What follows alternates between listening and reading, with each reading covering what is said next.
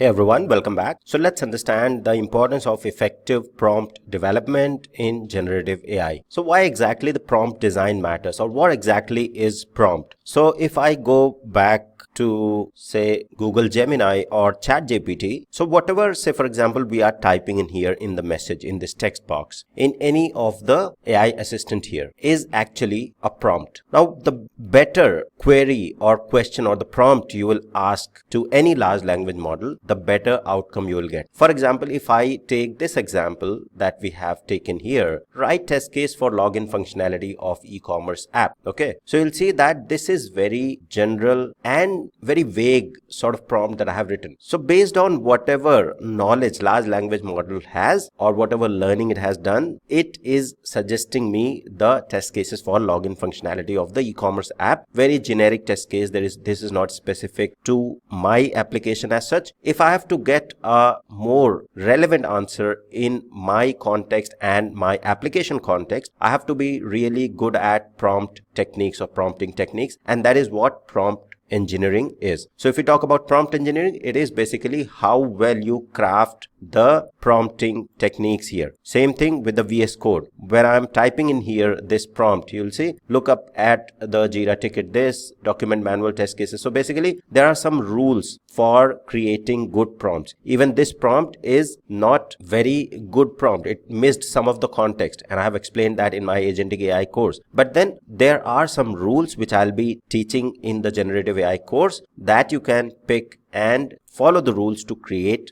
good prompts. Okay, and that's all part of the prompt engineering, and that's why prompt matters or prompt design matters. So let's go back and continue here. So effective prompt design ensures that the generative AI tool performs software test tasks accurately and efficiently. So if I say generate login test cases, that's very high level prompt for the login test cases. You will get generic answer, you will get functional, non-functional, security, all sort of test cases. But if I say generate login test cases for the wireframe that I have attached, make sure that you just suggest functional test cases, ignore non-functional and security test cases, and provide me the test cases in a specific format. And I then specify the format that this is basically the format that I want my test cases in a Gherkin syntax or something else. So this is more, or this is much better. The second option is much better as compared to just asking generate the login test case. Okay, so that's basically what the prompt design is and why effective prompting will give you better results in generative AI. So effective prompt help testers to obtain useful results from large language model. Now structured prompt include different components. There are different components which I'll be explaining in a moment. So these components contribute to the clarity and precision of a prompt that effectively communicate requirements and expectations to the LLM.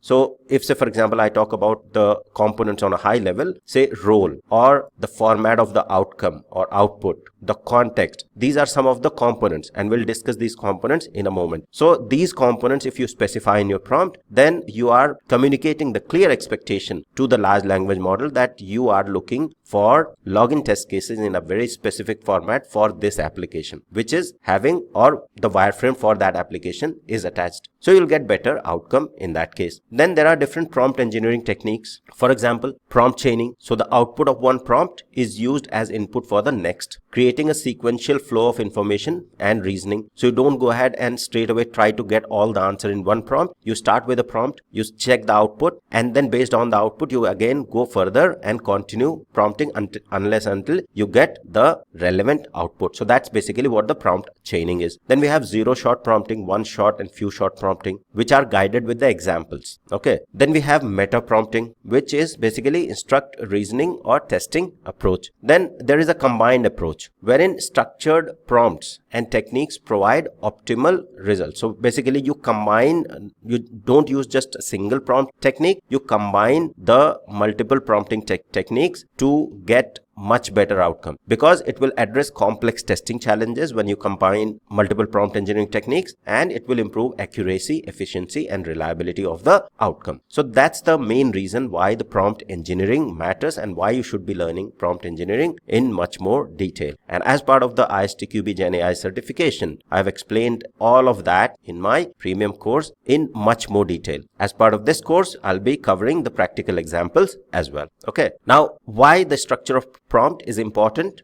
in generative AI? Because Gen AI or large language model heavily depends on the prompt, how it is designed, what you are asking. Whether you are asking the login test cases, just vague login test cases for an e-commerce application or any application, or you have specifically provided me the wireframe and then you want login test cases in a specific format. So the LLM will provide you better outcome if you ask better question to it, and that's why it matters. A well-structured prompt ensures the accuracy, relevance, quality, and testware generation. Then the structure of prompt for software testing typically has 6 components. These are the 6 components. If you remember, learn, you will be designing prompts or creating prompts, really effective prompts in your software testing or QA, whether you are SDET or doing automation or doing the day-to-day sprint testing.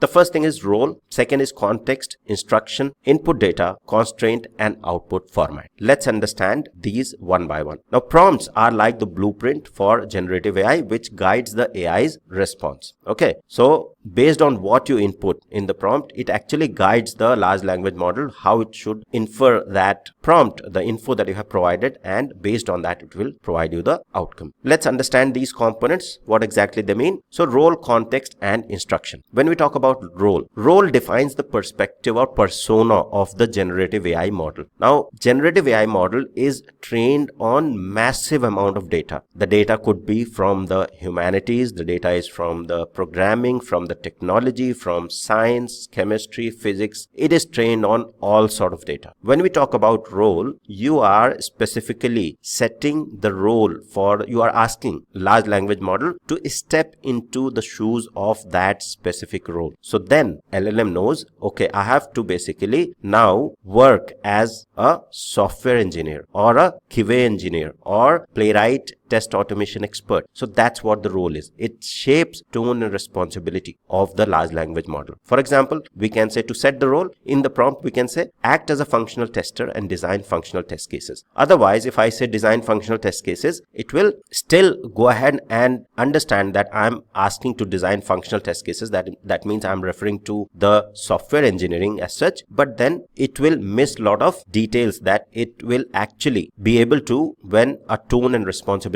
is set, when you set the role. If I am asking a chemistry question, if I set the role as chemistry teacher or expert chemistry person, then it will provide me better outcome. That's the relevance of the role. Then the context. You provide the background information that generative AI model needs to determine the test condition. For example, the test object, functionality, environment. Okay. In the context, you can provide the images, upload the images, the wireframes. We can say something like, we are testing the login module of banking application. Provide as much context as you can. So that's the context. Then the instruction, clear instruction, what you want to do, clear, concise directive for the task. So generate boundary test cases for username length between 5 to 15 characters. So clear instruction. I want to generate boundary test cases for the username field, which is of length 5 to 15 characters. Now I'm specifying that yes, go ahead, refer to the login functionality. There is a username field on this page, and this username field accepts the username between 5 and 15 characters. Now design test case for this. So it will just have that instruction. It has the context, has the role, and in the instruction you have specified, go ahead and generate only those test cases. So it won't go ahead and generate you all sort of functional, non-functional test cases here and there that you don't need. That's the relevance of instruction. Okay, that's the third component. If we talk about another 3 component, input data, constraints, and output format. Input data is basically the data. You include the user stories, you include the acceptance criteria, screenshot, code, or existing test cases. So the screenshot can go into the input data as well, or in the context as well. So if we say context, you can have the screenshot as a context as well, or Figma, or basically the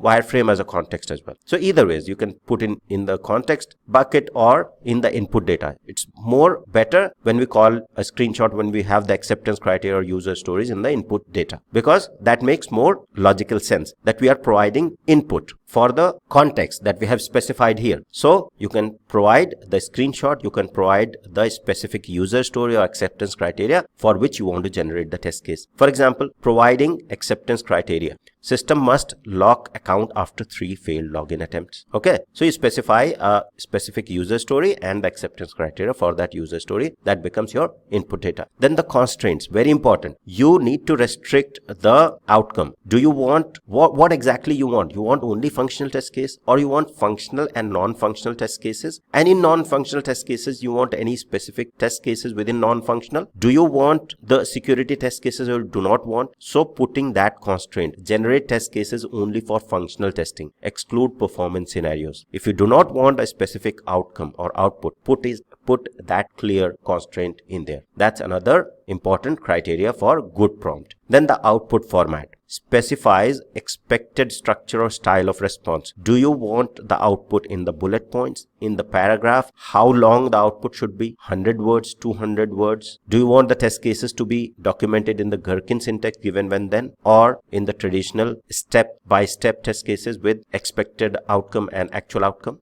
So how you want the output, that is also important to specify in the prompt. So if you understand these 6 important components: role, context, instruction, input data, constraints, and output format, you will be able to design the prompt which is really effective and will provide you accurate outcome that you are looking from the large language model in generative AI. So that's all for this tutorial. Thank you. I'll see you in the next one with the practical example of the prompt designing with all these 6 key components.